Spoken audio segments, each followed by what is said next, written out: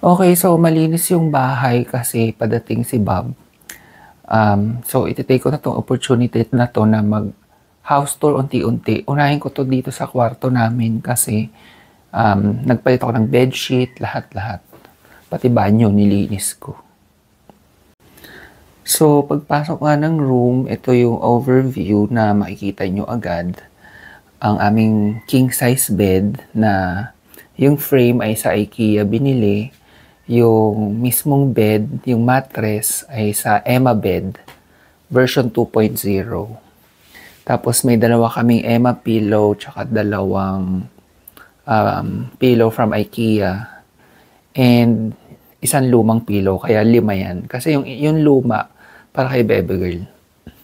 Tapos meron kaming side table, tigisa kami, both from IKEA, parehas ng design. Ayan.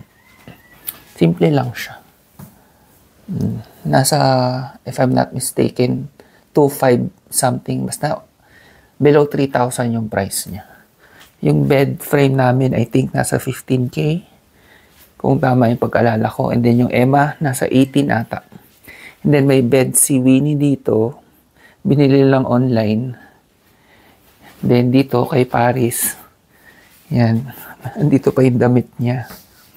And then itong stool na to, kasi medyo mataas yung bed para nakakakyat sila. Yung mga babies. And then ito luma na to, sa Bulacan pa nga to eh. Yung aming mirror. Tapos ito Lerberg shelf na maliit. IKEA din, luma yan. Sa Bulacan pa namin gamit yan. And then ito, meron kaming Midea na fan. Si Bob ang pumili niyan kasi ano siya, may quiet feature siya. Yung pinakamahina niya, sobrang quiet, kaya maganda. And then ito yung aming TV, LG. Yan, bagong bili to. And then ito yung aming TV stand, IKEA din.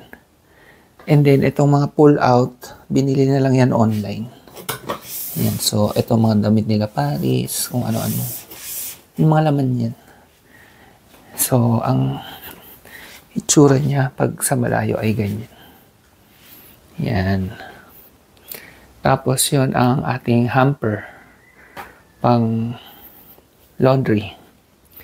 And then, pag pumunta ka naman dito sa kabilang side, yung kortina nga pala namin, ito semi-blackout, ito isa hindi, nakikita nyo, pumapasok yung araw. Luma din yan, hindi pa kami nakakabiling bago, wala pa kaming budget. And then, ayun ang ating Panasonic na split type aircon. Ano siya, 1.5 horsepower. And then ang gusto namin dyan, meron siyang air purifier. Then ito yung aming cabinet. Tigkalahati lang kami. Itong side na to kay Bob, yung kabila ay akin. So, huwag nyo na. Oh, sige na nga. Oh, ayan, magulo pa. Oh, magulo pa. Okay, and then pagpunta naman natin dito, nandito na yung bathroom. Naglinis ako pero magulo pa. Malinis lang pero magulo. Hindi organized. So, ito, yung aming favorite na tawag dito, lavatory. Tamba. Oh, kasi coating egg siya. Tapos ang kulay gray. Ito, yung builder na mismo yung namili nito. Ito lang yung pinili namin. Tapos free lang tong salamin na to, kaya hindi naman siya yung magandang salamin talaga. And dito ay meron tayong exhaust. And meron tayo ditong parang anong tawag sa ganyan? Accent wall. Yan, para sa toilet. And meron din dito para sa urinal na hindi namin nagagamit dahil sira yung sensor. Actually, magagamit sana siya kahit sira yung sensor pero nagli-leak. Hindi pa nare-repair. Nasabi na rin namin yan. So, may accent wall din tayo dyan. And then, dito sa likod may mga sabitan ng towel. Ayan. And then, yung ilalim nun, medyo hindi ko bet kasi kitang-kita, walang pinto. Ano yan, nasa ilalim yung heater. Ayun, heater yun, yung nakikita nyo yun. Multi-point. Pwede dito, and pwede rin sa shower. Then, ito na yung ating bathtub. Yan. Sa ano yan? Sa Wilco namin binili. Almost 30K. And then, itong shower natin. Yung ating mga toiletries. Ito, may isa pa kaming Lerberg shelf na maliit. Nilagay na lang namin dyan kasi sayang naman yung space doon. Wala namang nagagamit. And then, ayan, lalagyan ng anik-anik. Hindi pa organized. And then, dito meron tayong window na pag binuksan natin, hindi nyo naman masyadong makikita kasi sorry. Kasi yung screen, pero kapitbahay makikita nyo dyan. Ayan, tsaka, yan, bahay nila. Tsaka mga puno. Sara ko lang. So, actually, dito sa bahay na to, ang favorite part ko ay itong banyo namin dahil ang laki niya. And nagamit ko na yung bathtub one time. Kaso, hindi pa yung mainit yung gamit ko. Diyos ko, gininilaw ako.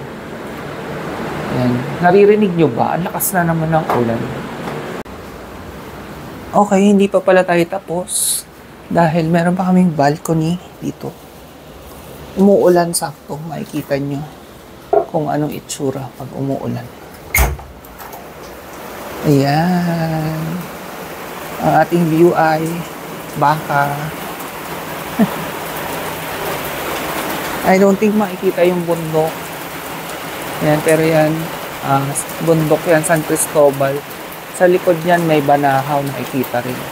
Ito ang view namin sa balcony.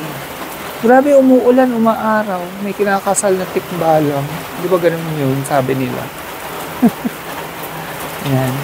So, balak namin maglagay dito ng mga outdoor chair, table, ganun. Wala pa nga ng budget. Medyo mahal din kasi. Ito naman yung guest room. So, papakita ko yan sa inyo pag naayos na. Ito nga pala yung itsura pagbukas yung bintana. Yan, para makita nyo lang.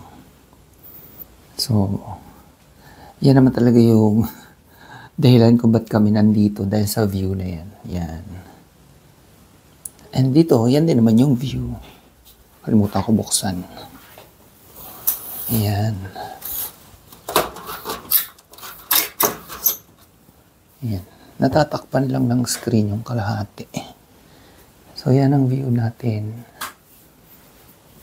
Sayang nga eh. Sana naisip namin na yung may corner window para buo sana yung view. Ayan na ang ating room tour. Master's bedroom tour. So, ako ay ready na. Susunduin ko na si Mahal sa San Pablo Grand Terminal. Ako'y paalis na. It's 4:30. Mga 5 daw siya nandun. Sakto 30 minutes lang naman hanggang San Pablo. Ang init. Pero umulan kanina. No? Yan, dito tayo sa bakanting lote nakapark. Ayan.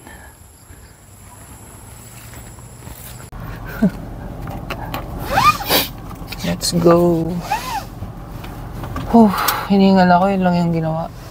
Kailangan ko nang healthy-healthyhan, walking, jogging, ganyan. Pilahan ko sa walking, hindi kasi pwedeng bibiglain mo rin na bigla ka na mag-jogging. Kailangan unti-unti.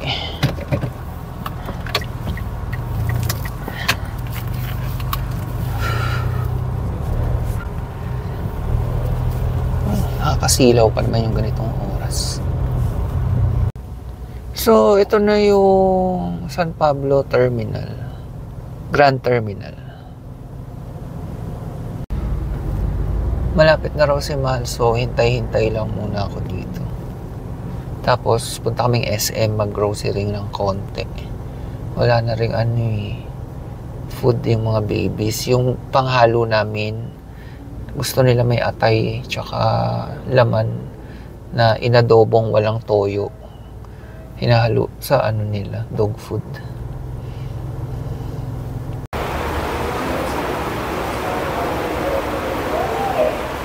Yan, pumasok ako dito sa loob ng terminal. Wala masyadong tao. Ang ganda nga dito eh. Tapos aircon.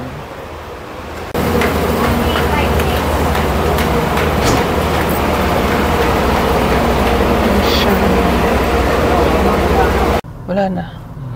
Andito na yung birthday boy kahapon. Hello. Pumunta tayo ngayon ng SM, mag-grocery. Tapos bibilang ko siyang cake. Pero binila na siyang cake ng friends niya. Dala ko pa nga eh. Sana okay pa. Simpleng cake na lang bilhin natin. Yung ano lang, braso.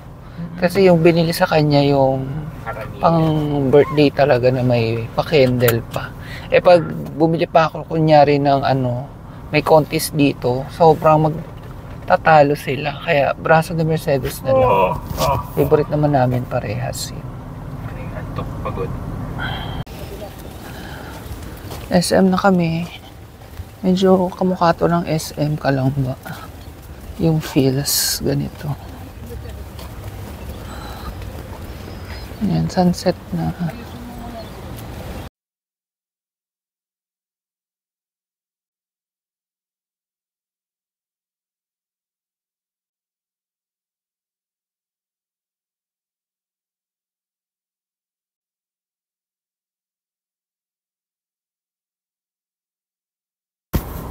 Hindi pa ito yung celebration ni Mahal ha. Ano lang, bumili lang kami. May banda pa dun sa Rizal. Kakain kami sa ano, Santo Tomas. O sa Monday na lang para wala masyadong tao. Okay.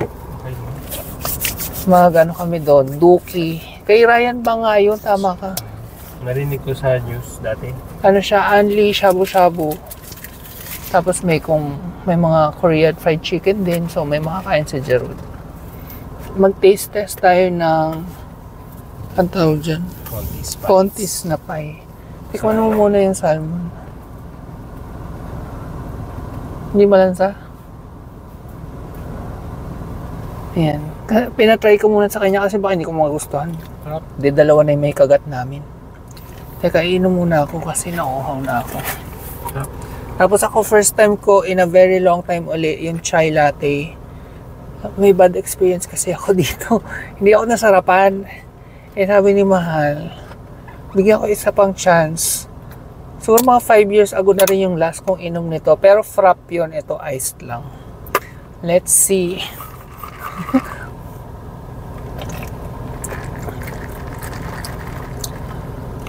Hindi ko talaga siya bet. Parang toothpaste. Ganun talaga siya?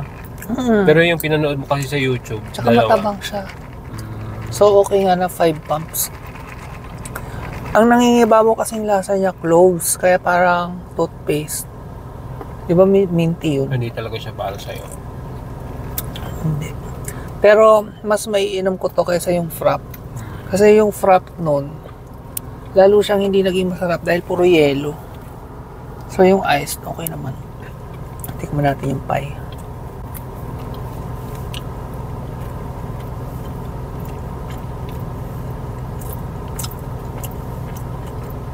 Medyo dry.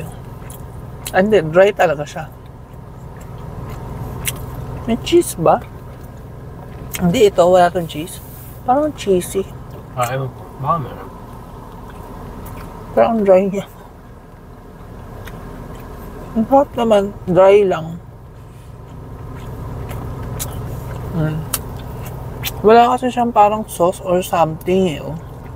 As in, pagkagat mo, yung salmon na. Good dry na. Kunyari, sa yung tuna pie ng Jollibee, parang ma-mayonnaise, di ba? Kaya hindi dry. Kaya tayong cheese. Hati na lang. Tikman din natin yung cheese.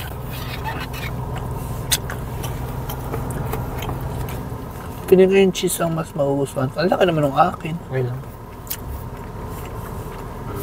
Matamis yung taas. Glazed. Oo nga. Mas matamis. Masarap siya. Kaso ba't may tamis? Nasira siya sa akin doon sa may matamis sa taas. Parang hindi din ito to dati. Dapat walang tamis yung taas. Kasi parang dessert. Maging dessert siya. Miguel, ano? Pati ako dinadamay mo, ah. Taba mo. Ah. Si Winnie, ang tuwan-tuwa eh. Oh. Laki. Nagzuzoomis. Ikaw pumalit kay ano ha? Kay Chloe. Si Chloe dati yung ganyan. So yan, nasa bahay na kami. Magpapahinga na. Mag-good night na ako sa inyo kasi minsan bigla na lang napuputol. Yung iba nagre-reklamo. Sabi, bigla na lang naputol yung vlog. Ayan sila mami. Si Panther. Good night.